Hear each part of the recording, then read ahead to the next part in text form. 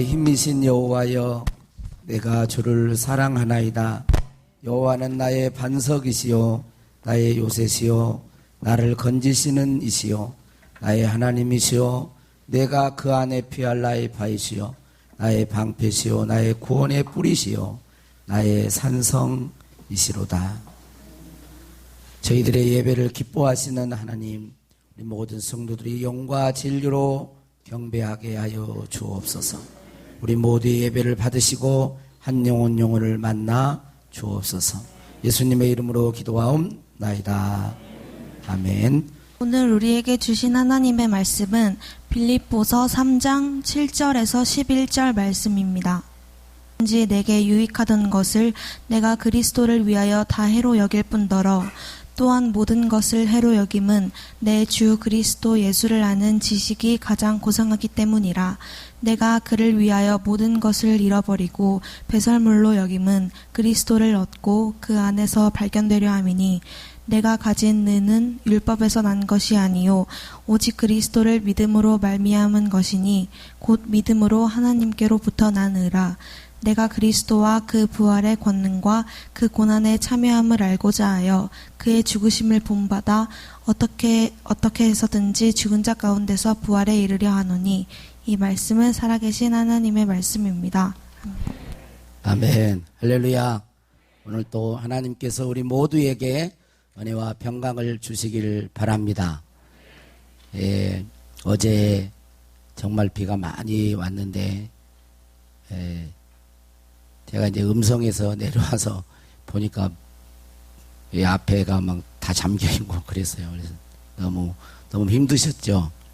그래도 주 안에서 우리 모두가 힘을 냈으면 좋겠습니다. 우리 옆에 사는 인사하겠습니다. 주 안에서 힘냅시다. 농사 짓는 분들뿐만 아니라 또 가게, 또 남원 임실, 또 오늘 아침에 보니까 금지 쪽에 있는 그 교회는 교회가 침수됐다고, 오늘 예배 드릴지 모르겠다고 그 문자가 잠깐 왔어요. 아무튼 전국적으로 이렇게 힘든 그런 날이었습니다. 유명한 그 사진 작가의 글을 읽은 적이 있습니다. 그분은 시골을 가다가 정말 좋은 고목을 만나면 그 자리에서 몇 날을 머문다고 합니다. 아무리 좋은 고목나무, 피사체라 할지라도 그냥 사진을 찍으면 훌륭한 작품이 나오지 않기 때문입니다. 그래서 하루 이틀, 사흘, 나흘 그 나무 밑에 앉아서 그 나무를 쳐다보며 그 나무가 이제 100년 이상 이곳에서 이 나무가 자라면서 100년 이상 자라면서 얼마나 많은 희노애락을 겪었을까, 그것을 생각하면서 그 나무를 보고 또 쳐다본다고 그렇게 합니다. 그러니까 나무의 마음을 읽는 것이죠. 그러다 보면 어느 순간인가 나무가 말을 걸어온다고 해요. 그 순간 나무가 말을 걸어올 때 그 순간 셔터를 누르면 죽은 영상으로서의 나무가 아니라 하나의 살아있는 나무가 찍힌다는 글이었습니다. 제가 사진작가는 아니어도 공감하는 그런 내용이었어요. 신앙생활에도 참 비슷한 면이 많이 있습니다. 여러분, 신앙생활 잘 하려면 하나님의 말씀을 묵상해야 합니다. 이 사진작가가 나무 하나를 보면서 고목을 정말 살아있는 생명력이 있는 그 사진을 찍기 위해서 그렇게 몇 날을 머물면서 같이 공감하듯이 하나님의 그 말씀을 깊이 묵상하면서 이 말씀을 통하여 하나님의 마음을 읽으려고 해야 돼요. 하나님은 왜 이런 말씀을 하셨을까? 지금 이 말씀을 읽는 나는 어떤 상태에 있는가? 나는 어떤 말씀으로 이 하나님의 마음을 받을 것인가를 깊이 생각하고 그 말씀을 붙들고 신앙생활을 해야 하는 것입니다. 이런 사람이 시편 1편 1절에 3절에서는 어때요? 복 있는 사람이라고 하는 것입니다. 복 있는 사람은 악인들의 꾀를 따르지 아니하고 죄인들의 길에 서지 않고 오만한 자의 자리에 앉지 아니하고 오직 여호와의 율법을 주야로 묵상하면서 즐거워한다는 거예요. 그는 시냇가에 심은 나무가 시절을 쫓아 과실을 맺으며 그 잎사귀가 마르지 아니함 같이 그 모든 하는 일 모든 행사가 형통하리로다 라고 말하고 있습니다. 신앙생활을 잘하는데 하나님의 말씀을 묵상하지 않고 읽지 않고 올바르게 신앙생활하기가 어려워요. 그래서 하나님의 말씀을 잘 읽든 못 읽든 여러분들이 늘 가까이 하시고 묵상하고 깊이 또 읽어보고 또 읽어보고 또 읽어보고 그렇게 하시는 복 있는 주의 자녀들이 되시기를 주의 이름으로 축원합니다. 그리고 부족하지만 주일이든 예배 때 주어진 설교를 듣고 나가면서 잊어버리지 마시고, 머리가 기억력이 안 돼서 잊어버릴 수도 있지만 정말 가능하면 기억할 수 있으면 기억하고, 그래서 생활 속에서 그 말씀을 적용해 보셔야 돼요. 우리는 내 귀를 자꾸 즐겁게 해주는 그것을 찾습니다. 그래서 내가 뭔가를 깨닫고 또 뭔가 새로운 사실을 아는 것으로 그냥 신앙생활을 다 했다라는 생각을 하고 잘한다고 생각해요. 그러나 실제는 그렇게 되지 않아요. 제가 늘 말을 하지만 자전거 타는, 여러분들이 다 자전거를 못 타는 사람이라고 가정해 봤을 때 여기서 자전거 타는 기술을 열심히 강의하고 가르쳐서 다 알죠. 어떻게 하면 자전거를 잘 탈 수 있는지. 그걸 강의를 잘 듣고 알았다고 해서 자전거를 탈 수 있는 사람이 되는 건 아니에요. 그 강의를 가지고 내가 실제로 자전거를 가지고 타보고 넘어져도 보고 다시 일어나서 보고 훈련하는 가운데 자전거를 잘 탈 수 있는 사람이 되고, 저처럼 한 손을 놓고도 탈 수가 있고 기분 좋을 때는 두 손을 놓고도 막 탈 수 있는 사람이 되는 거예요. 발로도 막 이렇게 할 수 있는 사람이 돼요. 할렐루야. 그게 하나님의 말씀 설교를 여러분 듣고 그냥 끝나지 마시고, 제가 잘 못하지만 그러나 여러분들이 말씀을 붙들고 그 말씀대로 적용해 보는, 지난주에 했던 말씀도 어떻게 우리가 하나님의 음성은 주의 음성을 듣는 것을 한번 잘 모르면 다 영상을 이 집사에 올려놓으니까 영상을 한번 들어보고, 교회 카페 들어가기가 너무 힘들고 복잡하다니까 유튜브에 둔독교회만 치면 그냥 올라오더라고요. 그렇게 쉽게 해놨으니까 또 한번 들어보고, 저는 영상 예배를 드리고 오후에 가면 특별한 일이 없으면 다시 그 설교를 제가 또 들어봅니다. 혹시 실수한 부분은 없는지. 그리고 저도 다시 한번 새겨보는 거예요. 우리 시온이가 아빠는 일상한다고 그러더만, 일상. 내가 항상 듣고 있으면 일상한데 다시. 여러분 반복하는 거예요. 반복. 할렐루야. 지금은 성령의 시대인 줄로 믿습니다. 여러분들은 성령님을 얼마나 알고 있고 성령님을 얼마나 경험하며 성령님의 도움을 받고 신앙생활을 하고 있습니까? 고린도전서 12장 3절에 이렇게 말하고 있습니다. 그러므로 내가 너희에게 알리노니 하나님의 영으로 말하는 자는 누구든지 예수를 저주할 자라 하지 아니하고 또 성령으로 아니하고는 누구든지 예수를 주시라 할 수 없느니라 그랬어요. 하나님의 영으로 말하는 자, 하나님의 영으로 말하는 자는 예수를 저주할 자라고 말하지 않는다는 거예요. 여러분이 지금 여기 안에 예수를 저주할 사람이 저주할 자라고 이렇게 말하는 사람은 없죠. 다 하나님의 영으로 이야기를 하는 것입니다. 여러분 또 누구든지 예수를 주라고 한다는 거예요. 성령이 역사하면 예수님을 주로 고백한다는 것입니다. 이게 성령의 역사예요. 교회에 다니는 사람이 성령을 받았습니까? 예수 믿습니까? 예, 믿습니다. 성령을 받았습니까? 그러면 확실하게 대답하지를 못합니다. 왜냐하면 나는 다른 사람처럼 방언도 못하는 것 같아요. 방언을 성령 받았느냐 못 받았느냐를 생각해요. 여러분 그렇게 말하지 않아요. 예수를 주로 고백하는 자는 성령이 역사하시는 거예요. 그렇게 우리가 알고 있어야 돼요.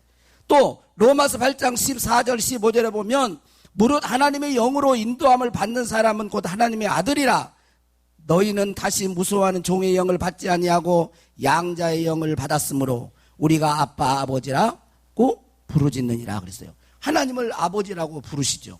한번 여러분들이 진짜 한번 해보세요. 마음에 진짜 하나님 아버지가 안 나오신 분들은 안 해도 됩니다. 하나님 아버지 마음속에 나와. 이것은 성령이 한다는 거예요.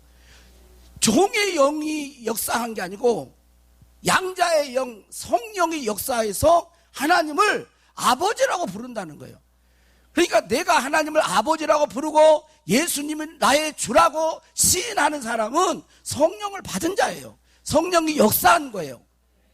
방언을 좀 못해도 특별한 성령의 어떤 큰 어떤 몸의 어떤 체험이 없어도 성령이 역사하고 있는 거예요. 성령을 받은 자예요. 성경은 그것을 말합니다. 예수 믿는 자 속에서 성령은 역사해요. 성령 우리 가운데 오시면 그것과 뭐 순서를 논하기는 어렵지만 반드시 제일 큰 성령의 역사는 예수를 믿게 하는 역사예요. 왜? 믿음을 통하여 구원을 얻게 하기 때문에. 자, 이걸 아는 게 중요합니다. 그럼 여러분들 예수님을 주라고 고백하시죠? 예수님을 아버지라고, 예수님, 하나님을 아버지라고 부르시죠? 그러면 성령 받은 자예요.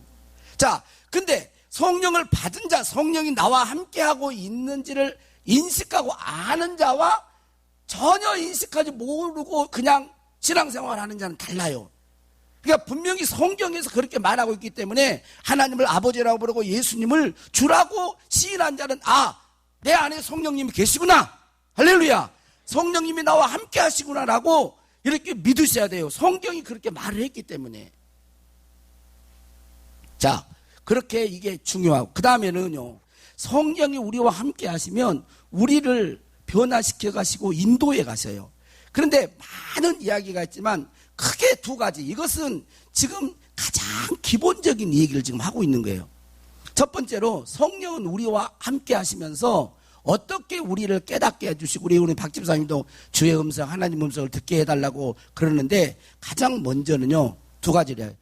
양심을 통해서 말을 해요. 양심은 영의 기능이에요. 영의 기능. 영 안에 예수를 믿게 되면 우리 영이 새 사람이 됩니다. 속사람이라, 그 속사람이에요. 그 영 안에 성령님이 거하셔서 양심을 통하여 말을 하는 거예요. 그래서 신앙생활을 잘 하려면 반드시 양심의 소리를 들을 줄 알아야 됩니다. 양심의 소리를 자꾸 무시하고 듣지 않으면 이 사람은 양심이 마비되고 화인 맞은 양심으로 갑니다. 그래서 믿음에서 떠나게 되는 거예요. 히브리서 10장 22절에 우리가 마음의 뿌림을 받는다는 건 예수 피의 뿌림을 받는 거예요. 마음의 뿌림을 받아 악한 양심으로부터 벗어나고 몸은 맑은 물로 씻음을 받았으니 참 마음과 온전한 믿음으로 하나님께 나아가자 그랬어요. 여기서 악한 양심이 뭐냐면 하나님께 반응하지 않는 양심이에요. 원래 우리를 영적인 존재로 만드신 것은 영이신 하나님과 교통하기 위해서 영적 존재로 만든 거거든요. 근데 죄를 짓고 이 영이 죽어버린 거예요. 관계가 끊어지고 소통이 단절이 됐어요. 그런데 예수님을 믿게 되어지면서 예수 그리스도의 보혈의 피로 우리의 죄가 씻음받게 되어지고 회복시키는 것은 마음을 깨끗게 한 게 아닙니다. 예수 피는 마음을 깨끗게 한 게 아니에요. 그러면 뭐예요? 영을 살리는 거예요. 양심의 기능을 회복시키는 것입니다.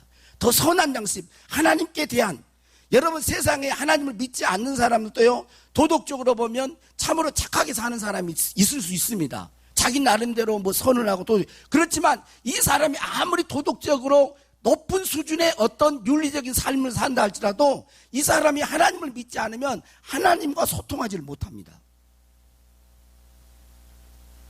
그런데 예수를 믿게 되면 악한 양심에서 벗어나요. 그래서 이 양심이 회복이 되는 거예요. 하나님 앞에서 바른 옳고 그름을 분별하는 그런 기능을 갖게 돼요. 사도 바울은 바로 그렇게 신앙생활했어요. 사도행전 23장 1절과 사도행전 24장 16절에 보면, 사도행전 23장 1절에 보면 오늘까지, 여러분 형제들아 오늘까지 나는 범사의 양심을 따라 섬겼노라 그랬어요. 신앙의 원리가 있어요. 양심에 따라 하나님을 섬겼다는 거예요. 그리고 24장 16절에 보면 이것으로 말미암아 나도 하나님과 사람에 대하여 항상 양심의 거리낌이 없기를 힘쓰나이다. 그러니까 우리가 예수 믿는데 자꾸 하나님의 음성이나 뭔가를 막 꿈이나 뭔가를 막 확 보는 거나 막 이런 걸로 자꾸 인도를 받으려고 하면 안 돼요. 이것은 얼마든지 사단도 광명의 전사로 이걸 속일 수가 있어요. 기본이 안 된 상태, 이걸 무시한 상태에서 그것만 추구하면 반드시 속습니다. 이것이 이런 것들이 되어지는 상태에서 그런 것들도 더 나아가는 것이지, 이런 건 전혀 무시하고 양심의 손에 이런 걸 안 하면서 자꾸 뭔가를 막 이러면 위험해요. 이것은 속아 넘어가는 거예요. 대부분 이단들을 봐보세요. 이단들을 신비한 체험이 없습니까? 아니에요. 있어요. 그런데 뭐예요? 양심의 소리를 무시해버리는 거예요. 그래서 이 양심의 거리낌에 이 양심의 소리를 무시하면 그 사람은 믿음이 깨져버리는 거예요. 배가 파손한 것과 같은 것입니다. 디모데전서 1장 19절에 믿음과 착한 양심을 가지라. 어떤 이들은 이 양심을 버렸고 그 믿음에 관하여는 파손하였느냐. 믿음과 착한 양심을 버려버리면요, 양심을 버려버리면 믿음이 깨진다는 거예요. 이 신앙생활을 성령께서 우리에 오셔서 늘 양심의 소리를 들려줘요. 반드시 거듭난 사람은 이게 회복이 돼 있어요. 있습니다. 무시하고 하면 거듭나지 않은 사람은 이게 없을 수 있어요. 그러나 거듭난 사람은 반드시 양심이 회복됩니다. 그래서 먼저 신앙생활 하잖아요. 어려운 거 아니잖아요. 속에서 이거 안 돼, 하지 마, 이거 해, 이런 것들이 분별이 되죠. 됩니까? 돼요. 그걸 가장 기본으로 하셔야 돼요. 그리고 둘째는 성령님은 그뿐만 아니라 하나님의 진리의 말씀을 생각나게 하셔요.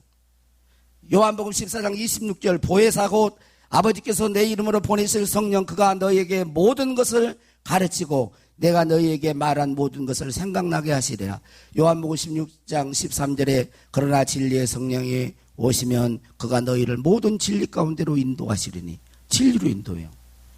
일단은 양심이, 성경을 잘 몰라도요, 일단 성경을 잘 몰라도 예수님 믿고 성령이 오신 자는요 양심이 살아납니다.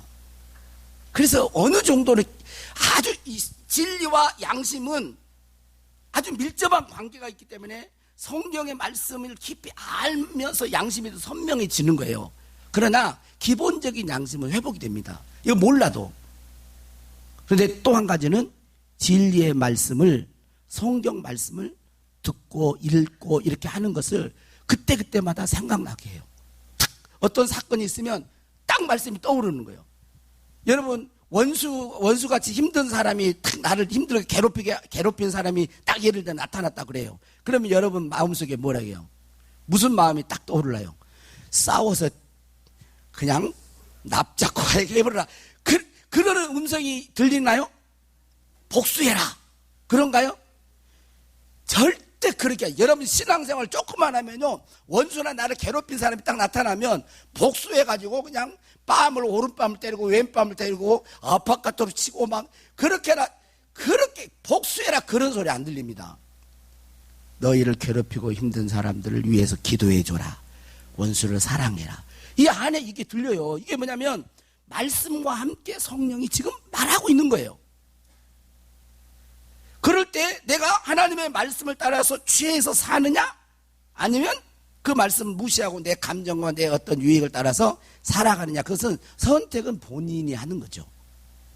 근데 문제는 그런 말씀들을 자꾸 양심의 소리나 진리의 말씀을 통하여 생각나게 하고 자꾸 이렇게 말씀하시는데, 그걸 자꾸 무시하면 어때요? 성령님은 인격을 가지신 하나님이시기 때문에 점점 말을 안 해줘요. 안 합니다.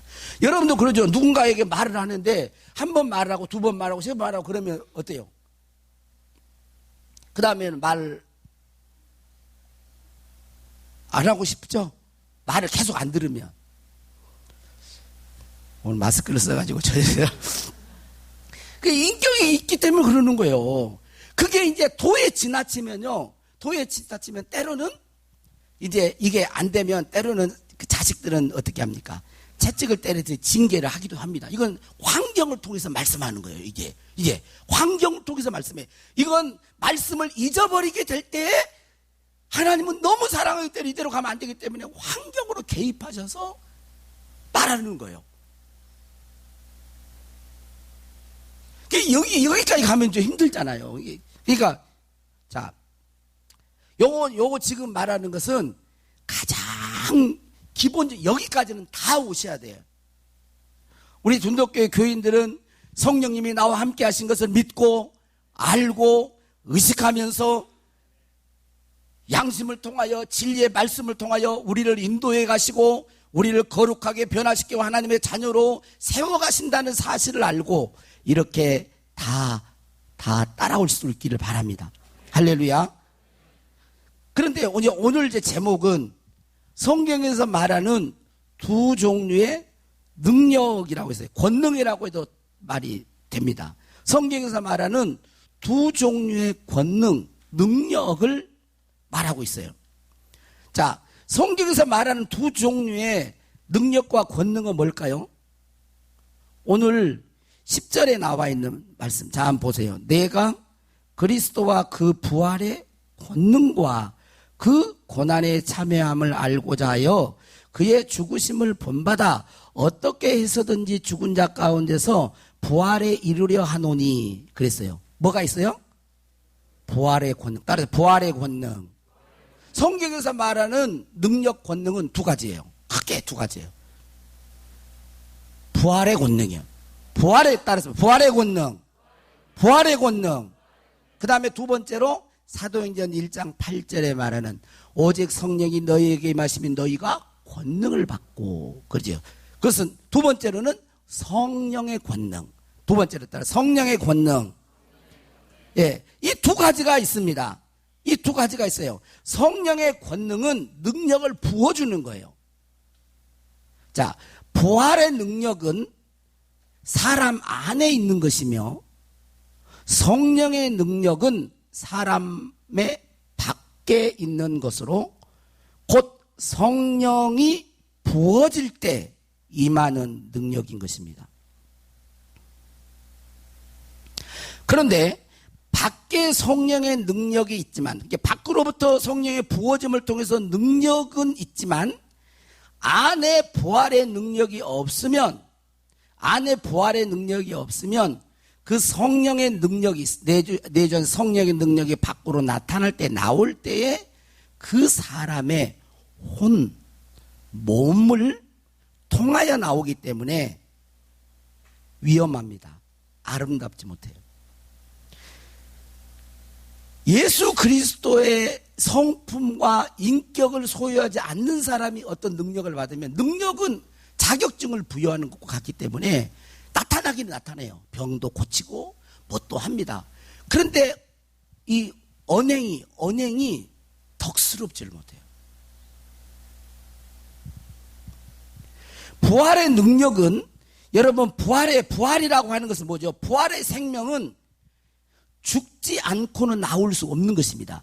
여러분 부활이라고 하는 뜻이 뭐죠?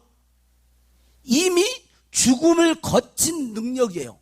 부활은 여러분 예수님이 십자가는 죽은 말이에요. 십자가에 죽지 않으면 부활이 있어요, 없어요? 부활은 죽고 산 생명이 부활인 거예요. 뭐요? 죽고 산 생명이 부활이에요. 그러니까 부활의 능력이라고 하는 것은 내가 그리스도와 함께 죽고 내 안에 나타난 능력을 말을 하는 것입니다. 철저히 십자가에서 죽고 난 이후의 생명이 부활의 생명입니다.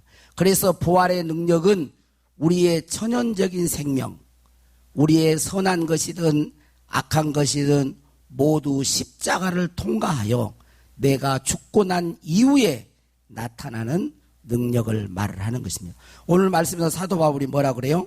부활의 권능. 내가 그리스도와 함께 그 부활의 권능과 그 고난에 참여함을 알고자 하여 그의 죽으심을 본받아 그러잖아요. 부활의 권능이 자신을 통해 나타나요. 예수님이 어떻게 해서 부활의 권능, 부활의 생명을 소유했어요? 십자가에 죽고 하나님이 살리신 거거든요.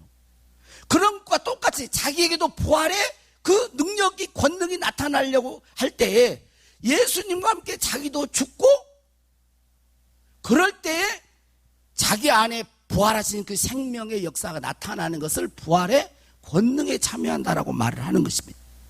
그것을 위해서 자신이 지금까지 유익하게 여겼던 모든 것도 해로 여기고 배설물 여기고, 자기에게 어떻게 볼 때 유익하게 여겼던 것도 다 해로 여기고, 자기가 자랑했던 자기에게서 난 율법의 은하 이런 것도 배설물로 여기고, 물론 이렇게 좋은 것도 해로 여겼다라고 하는 말은 나쁜 것은 말할 것도 없는 거죠.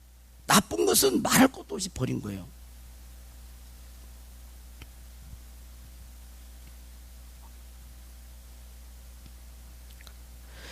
그런데 이 부활의 능력을 알지 못한 사람들이 밖으로부터 오는 성령의 능력을 받게 되면 이것은 오히려 그 사람에게 해가 됩니다. 하나님께도 영광이 되지 않습니다.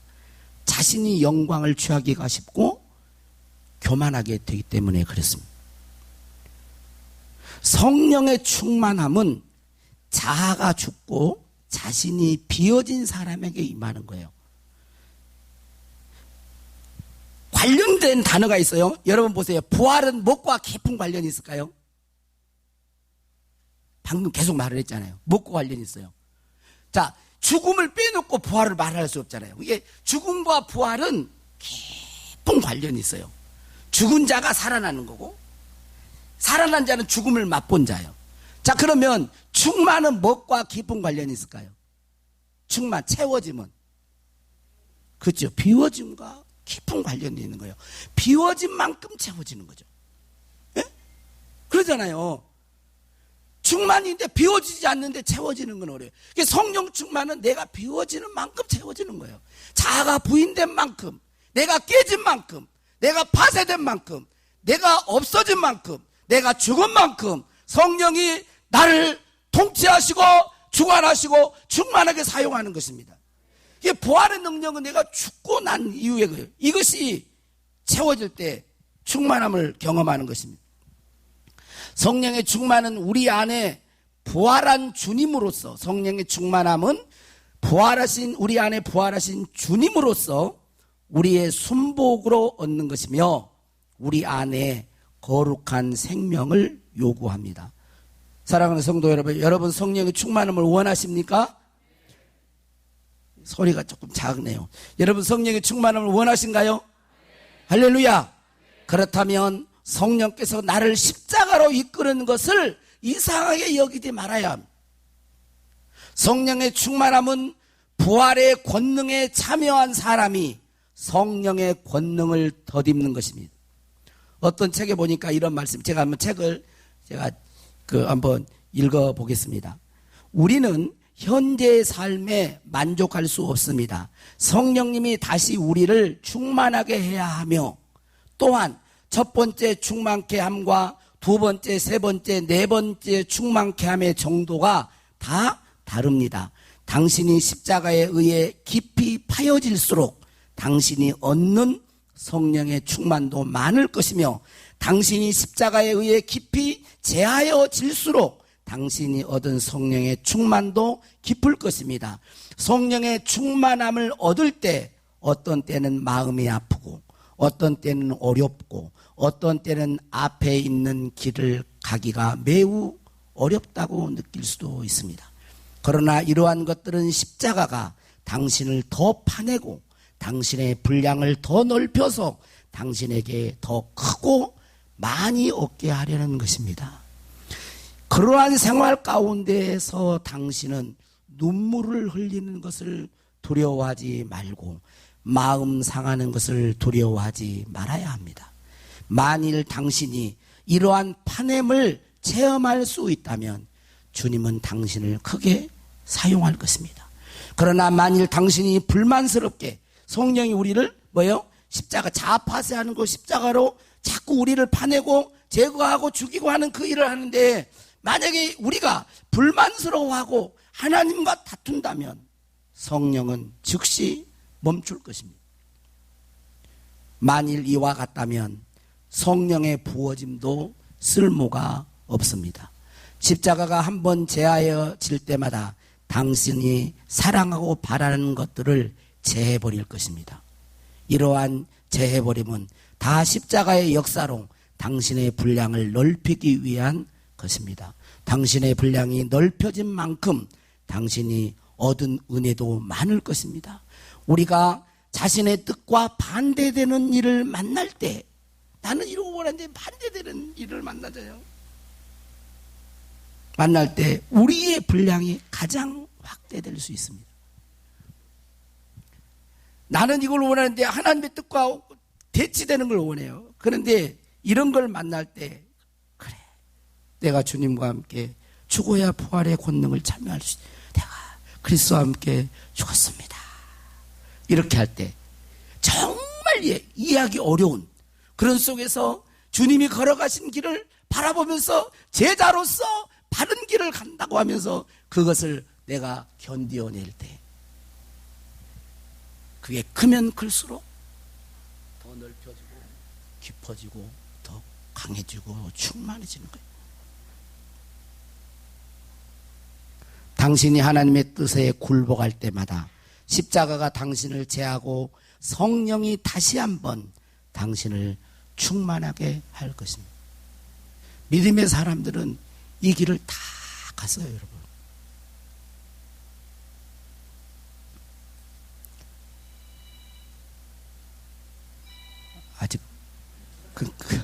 아직 끝날 때는 아직 조금만 돼.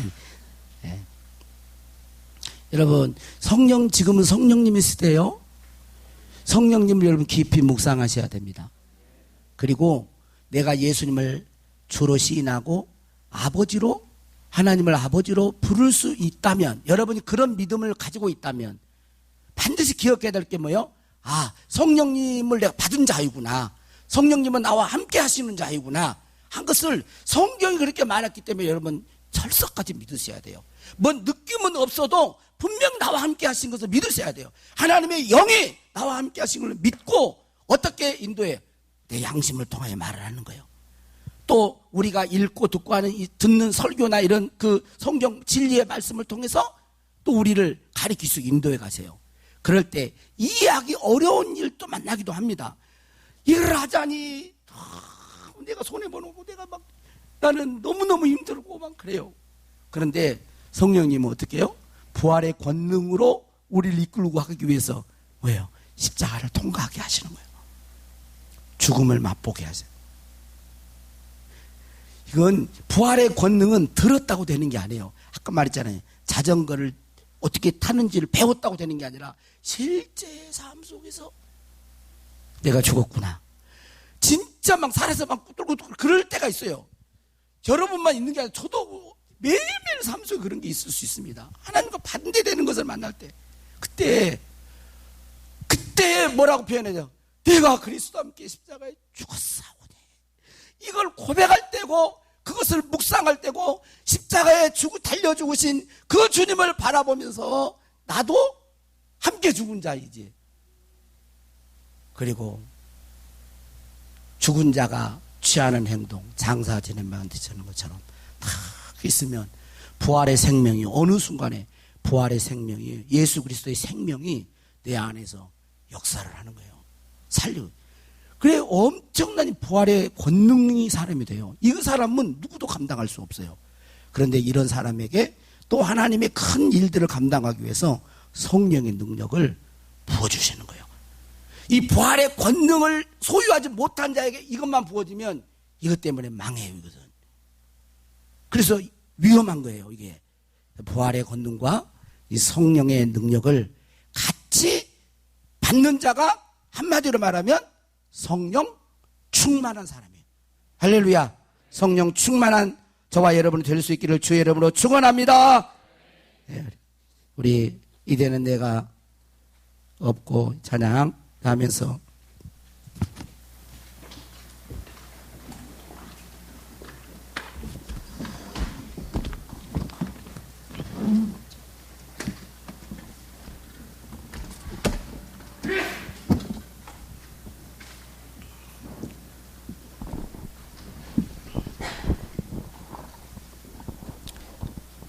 찬양을 할 때 여러분의 고백으로 이렇게 찬양할 수 있기를 바랍니다. 이제는 내가 없고 오직 예수님만, 내 안에 살아계신 오직 예수님만.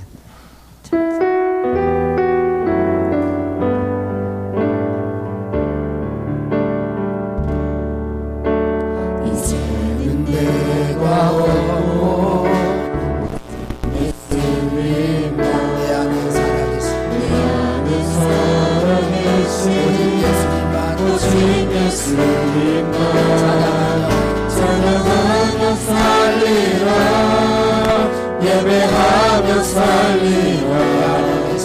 내 안에 계시는 오직 예수님만. 한 번만 더. 이제는 내가 없고 이제는 내가 없고 오직 예수님만, 내 안에 살아계신 오직 예수님만 찬양하며 살리라, 예배하며 살리라. 내 안에 계시는 오직 예수님만.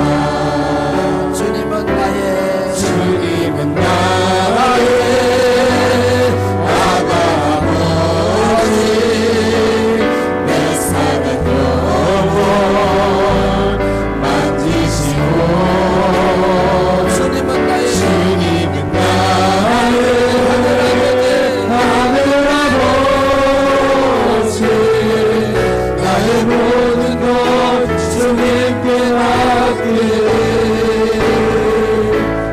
이제는 내가 주님과 함께 십자가 위에 죽었으니,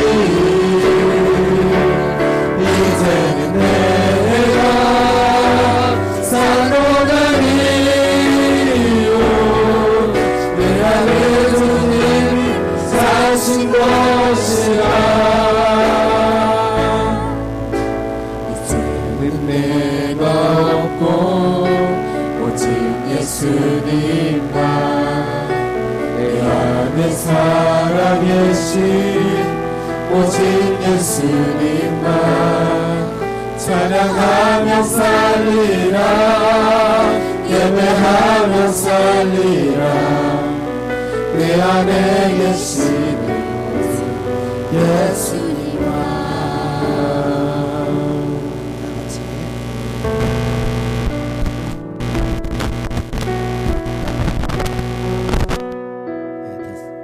우리 다 같이 잠깐 반주하고 우리 찬양해 주세요. 여러분들은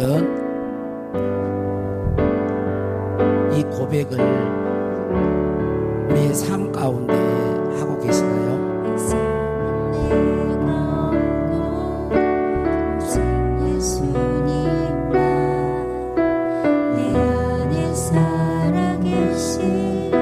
이게 부활의 권능입니다.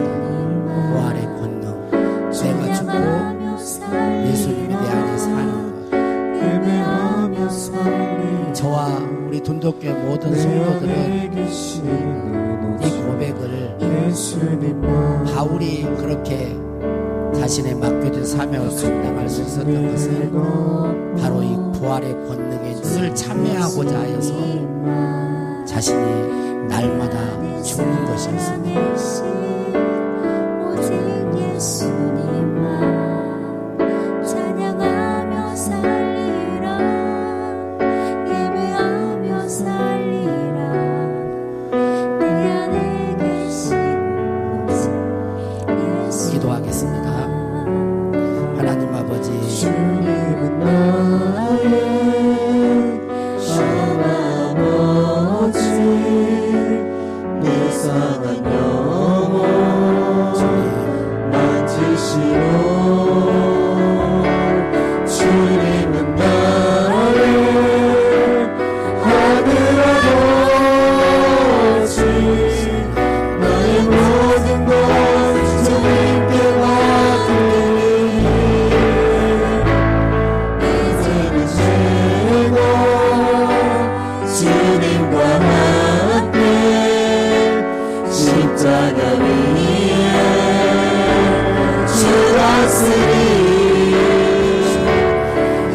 이제는 내가 산 건 아니요 내 안에 주님이 사신 것이라